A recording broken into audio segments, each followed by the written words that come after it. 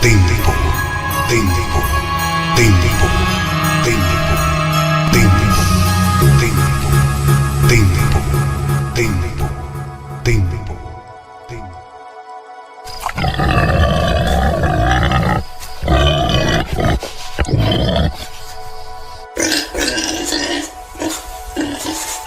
O enigma oculto entre o porco e ser humano. O mistério proibido entre humanos e porcos. A verdade oculta que nunca foi revelada.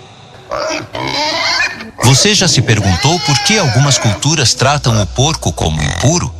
Por que o corpo humano e o corpo do porco são incrivelmente parecidos, quase a ponto de confundirem médicos antigos? E por que tradições milenares afirmam que existe um segredo obscuro conectando a humanidade a esse animal específico?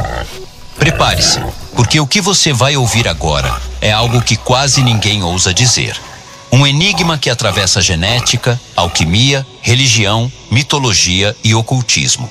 E quando todas essas áreas apontam para o mesmo lugar, você percebe que não está diante de um mito, mas diante de um eco profundo da nossa própria origem. Hoje, você vai entender por que tantas culturas proibiram o porco, por que ocultistas associaram esse animal à queda da consciência e por que manuscritos antigos sugerem que ele é o reflexo sombrio da forma humana. Se você está pronto para mergulhar nesse abismo, vamos começar. O ponto de partida é desconfortante. O corpo humano e o corpo do porco são surpreendentemente semelhantes. Estruturas internas quase idênticas, órgãos compatíveis, tecidos com respostas parecidas. Isso não é teoria, isso é anatomia. E cirurgiões antigos que não tinham linguagem técnica para explicar isso, começaram a perceber algo perturbador. Feridas humanas e feridas de porcos cicatrizavam de forma quase igual.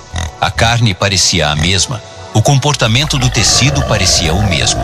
Era como olhar para um espelho distorcido da humanidade. Mas esse espelho não ficou só na medicina. Ele atravessou culturas. Por que tantas tradições proibiram o porco? A versão oficial fala de higiene, mas manuscritos simbólicos mostram outra história. Eles descrevem o porco como o símbolo da matéria sem alma, da consciência que desce ao nível mais denso. Comer porco significava, simbolicamente, consumir o próprio reflexo degenerado.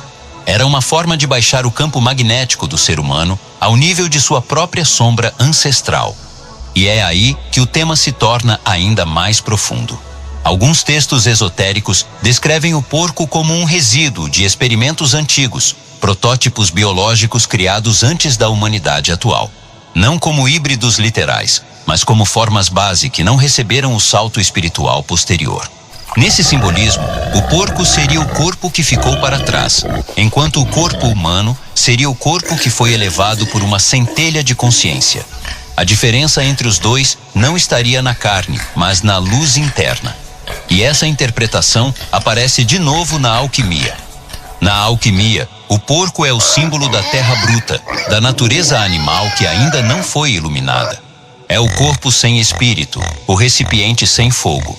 O ser humano, por outro lado, é a matéria iluminada, a união da carne com o princípio divino. É o mesmo barro, mas com outra vibração. Por isso, para os ocultistas, o porco não é apenas um animal. Ele é um lembrete do que podemos nos tornar se a consciência adormecer. É um aviso de que a humanidade pode regredir à própria sombra. E existe ainda um último ponto, o mais desconfortável. Em textos secretos do Oriente e do Ocidente, o porco aparece como um símbolo guardião. Ele guarda aquilo que o ser humano precisa purificar.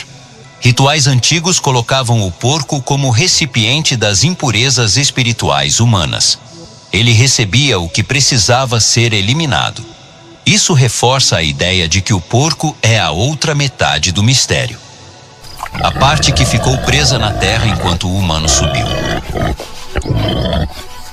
No fim, o enigma entre o ser humano e o porco não é sobre genética, não é sobre religião, não é sobre cultura, é sobre espelho.